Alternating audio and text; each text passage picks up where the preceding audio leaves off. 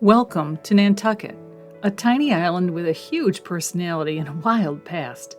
Just 30 miles off the coast of Cape Cod, this peaceful place was once the whaling capital of the world. In fact, the real-life tale of the Nantucket ship Essex, sunk by a whale, helped inspire Moby Dick. But don't worry, it's all smooth sailing these days. Just bikes, beaches, and a whole lot of island charm. Cobblestone streets, weathered gray cottages, salty breezes, and sunsets that feel too perfect to be real.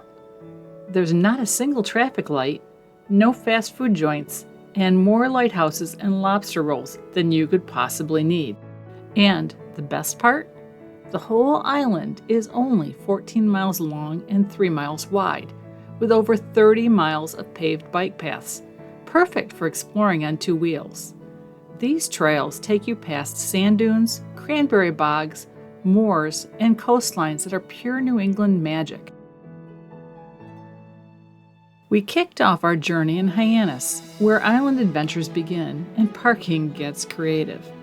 The ferry terminal doesn't have long-term parking nearby, so we left our car about a mile away and rode our e-bikes to the dock.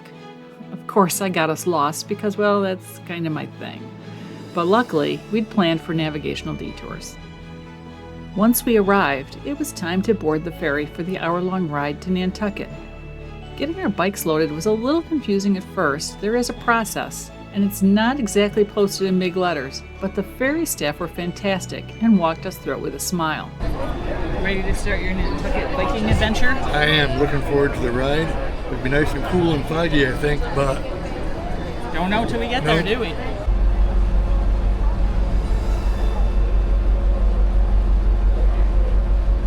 As we cruised into Nantucket Harbor, we were greeted by a postcard-perfect welcome, the Brant Point Light.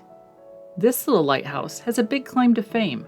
It was first built in 1746, making it the second oldest lighthouse in America. At just 26 feet tall, it's also the shortest lighthouse in New England. But don't let the size fool you. Its red light flashes every 4 seconds and can be seen up to 10 miles out. Small, but mighty, just like Nantucket itself. And then came the dock scene. Picture this, luggage carts piled high, visitors darting in every direction, and narrow streets suddenly packed with people, bikes, and bags. We were here in mid-June, which made us wonder, what's this place like in July and August? But honestly, it was all part of the experience. The energy, the noise, the salty breeze. It felt like we'd landed in the middle of something exciting, and we were ready to ride right into it. We pedaled just far enough from the ferry chaos to find a quiet little escape, the Breeze Restaurant. Great food, relaxing vibe, and of course, we completely forgot to take any pictures because we were hungry and busy eating, so you'll just have to trust us. It was delicious.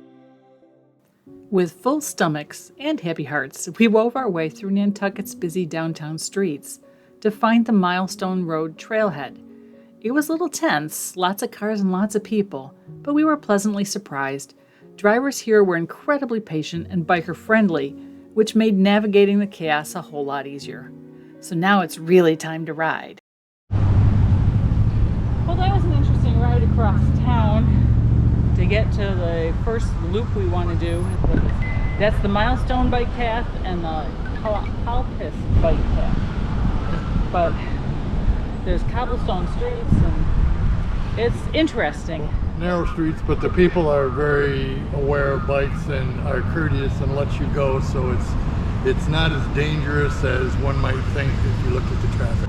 And? Off we go. The Milestone Trail runs alongside the main road, all the way to the island's eastern edge. It's wide, flat, and smooth, the kind of trail that lets you settle in and just enjoy the ride. We passed open moors, blooming wildflowers, and even caught a few distant glimmers of the ocean. Along the way, we took a short detour to Tom Never's Field, and it turned out to be a lot more than just a peaceful park. This spot once played a major role in U.S. military history. During World War II and the Cold War, rockets were tested here, and there's even a hidden nuclear bunker buried beneath the bluff, built during JFK's era as a presidential emergency shelter. Today, it's all ball fields, bike racks, and ocean views, a place where history quietly sleeps under the sand.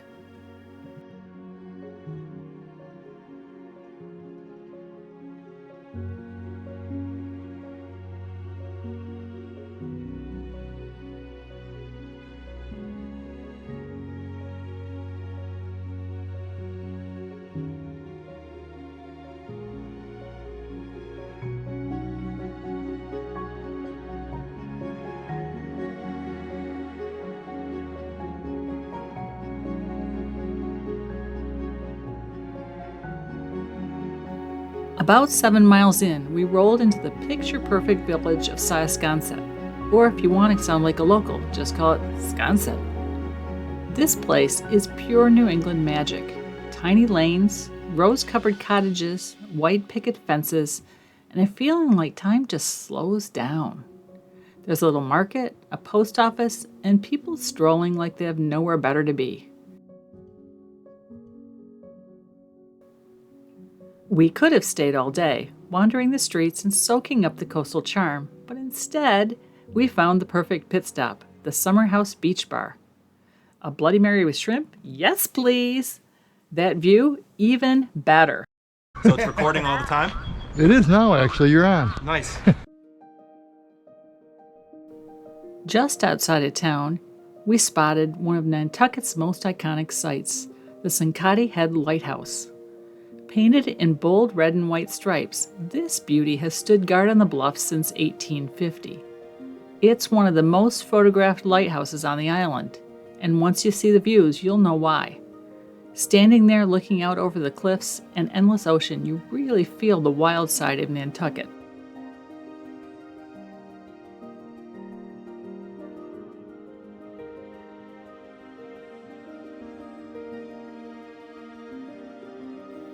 From there, we followed a small road down to the shoreline and spotted a gray seal splashing in the waves. He looked completely unbothered, just floating along like he was on vacation too. We stood there for a while just watching, completely captivated by this unexpected little moment of island magic. Then it was time to head back, and for that we took the Polpis Road Path. This trail gave us a whole new view of the island. Compared to the straight line ride out, Polpis is winding, quieter, and just a little more wild. We passed through salt marshes, glacial ponds, and stretches of untouched moorland, with barely another person in sight.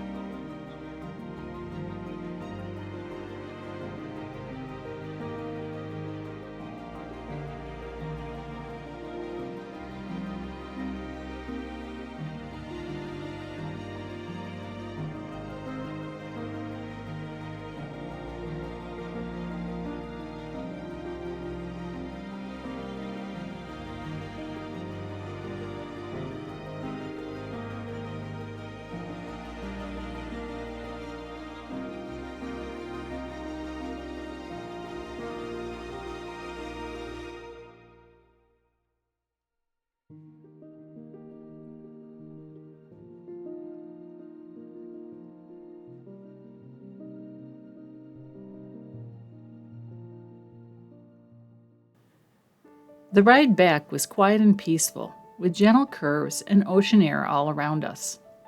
By the time we got back to town, the crowds had thinned out and the streets felt more relaxed.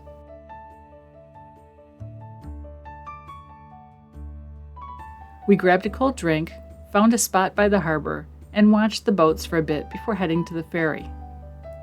The ferry ride back to Hyannis was the perfect cool down. Salty air, sun on our faces, and that satisfying feeling of a day well spent. We were a lot more confident in our ride back to the car, because, gee whiz, we decided to use our GPS. In all, we rode about 25 miles, through history, scenery, and seaside charm, and we'd do it all again in a heartbeat. We hope you enjoyed our tour of Nantucket, and we'll see you again on our next adventure.